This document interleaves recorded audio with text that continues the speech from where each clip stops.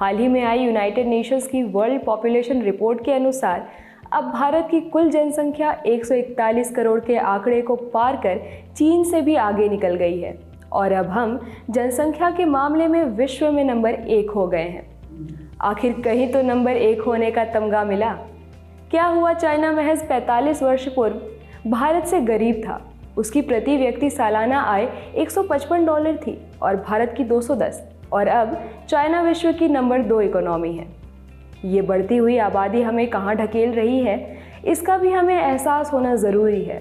Global hunger index हमें पहले ही निचले 116 देशों की सूची में 101वें स्थान पर दिखा चुका है। दुनिया में सबसे ज़्यादा भूखे पेट भारत में सोते हैं। UNDP रिपोर्ट हमारी मानव विकास दर को 191 देशों की सूची में 132वें स्थान पर ले आई है। ग्लोबल फूड सिक्योरिटी इंडेक्स में 113 देशों के बीच भारत का 71वां स्थान है। इंटरनेट स्पीड के मामले में हमारा देश 100 देशों से पीछे है। हमारे ease of living index, ease of doing business index, global perception index, democracy index आदि निरंतर हमारी पोजीशन का खस्ता हाल बयां कर रहे हैं। भारत पर्यावरणीय प्रदर्शन सूचकांक के लिहाज से 180 देशों में 168वें स्थान पर है। हालांकि देश का बढ़ता हुआ मानव संसाधन देश की प्रगति के लिए लाभदायक होना चाहिए, लेकिन परिस्थिति इसके उलट है। इस मानव संसाधन का प्रयोग करने के लिए हमारे पास उपयुक्त व्यवस्थाएं नहीं हैं।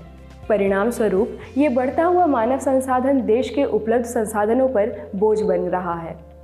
भारत का क्षेत्रफल विश्व के कुल 2.4% की है, जबकि यहाँ की जनसंख्या विश्व की जनसंख्या के लगभग 17.5% की है। अतः कृषि के लिए भूमि का अभाव हो गया है। पैदा कम और खाने वाले ज़्यादा हैं। अमूल्य जंगलों को काटकर लोग उससे प्राप्त भूमि पर खेती किए जा रहे हैं, जिससे अमूल्य वन संपदा का विनाश, दुर्लभ वनस्पतियों का अभाव, पर्यावरण प्रदूषण की समस्या, वर्षा पर कुप्रभाव एवं अमूल्य जंगली जानवरों के वंश लोप का भी भय उत्पन्न हो गया है। सड़क, शिक्षा, स्वच्छता, चिकित्सा, अच्छे वातावरण की उपलब्धता, जल व्यवस्था, रोजगार, जगह, आवास, ऊर्जा व पर्यावरण आदि सभी संसाधनों पर प्रतिकूल प्रभाव पड़ रहा है। अराजकता भी बढ़ रही है। जनसंख्या वृद्धि का सबसे बड़ा अभिशाप है देश के विकास को अवरुद्ध कर देना, क्योंकि बढ़ती हुई जनसंख्या के लिए खाद्यान्न और रोजगार जुटाने में ही देश की समस्त शक्ति लग जाती है, जिससे अन्य किसी भी दिशा में सोचने का वक्त नहीं मिलता। जनसंख्या के इस विस्फोट से प्राकृतिक असंतुलन भी हो रहा है, जिससे भयानक आपदाएं भी हो रही हैं। चीन ने बड़ी जनसंख्या के बावजूद 1978 के बाद से जब विकास की राह पकड़ी तो कई क्षेत्रों में सुधार के कदम लिए, जैसे उद्योग धंधों का विकास, भूमि सुधार, शिक्षा व्यवस्था का विस्तार, जनसंख्या नियंत्रण आदि, जिससे सभी देशवासियों के जीवन स्तर में सुधार के साथ साथ अंतर्राष्ट्रीय स्तर पर अपना विश्व में नंबर 2 स्थान बनाकर देश का परचम लहराया। हमें जानना होगा कि हमारे यहाँ जनसंख्या विस्फोट की तीव्र गति के कारण क्या है।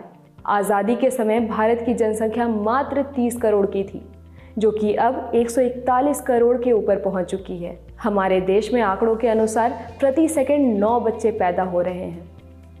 हिंदू धर्म में पुत्र प्राप्ति को मोक्ष या मुक्ति में सहायक माना गया है, इसलिए पुत्र न होने पर संतानोत्पत्ति का क्रम जारी रहता है तथा अनेक पुत्रियों का जन्म हो जाता है।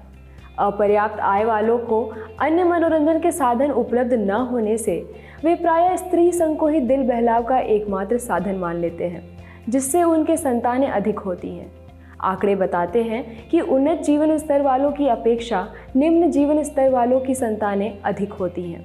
इसके अतिरिक्त बाल विवाह, गर्म जलवायु, रूढ़िवादिता, चिकित्सा सुविधाओं के कारण मृत्यु दर में कमी, अशिक्षिता आदि भी जनसंख्या वृद्धि की समस्या को विस्फोट बनाने में सहायक हुए हैं। दूसरी ओर मुस्लिम वर्ग संतान उत्पत्ति को अल्लाह का करम मानता है। विभाजन के बाद देश में मुस्लिम वर्ग कुल जनसंख्या का 9% था, जो कि अब 18% हो गया है। मुकाबले में हिंदू जनसंख्या जो 86% थी, वह अब 78% है। अतः बढ़ती जनसंख्या के मद्देनज़र ज़रूरी हो गया है कि बड़े उद्योग धंधों के साथ साथ अपने लघु कुटीर उद्योगों, हस्तशिल्प आदि को पुनः जीवन दान व प्रोत्साहन देना। जीवन में पुत्र और पुत्री के सामाजिक भेदभाव को कम करना होगा।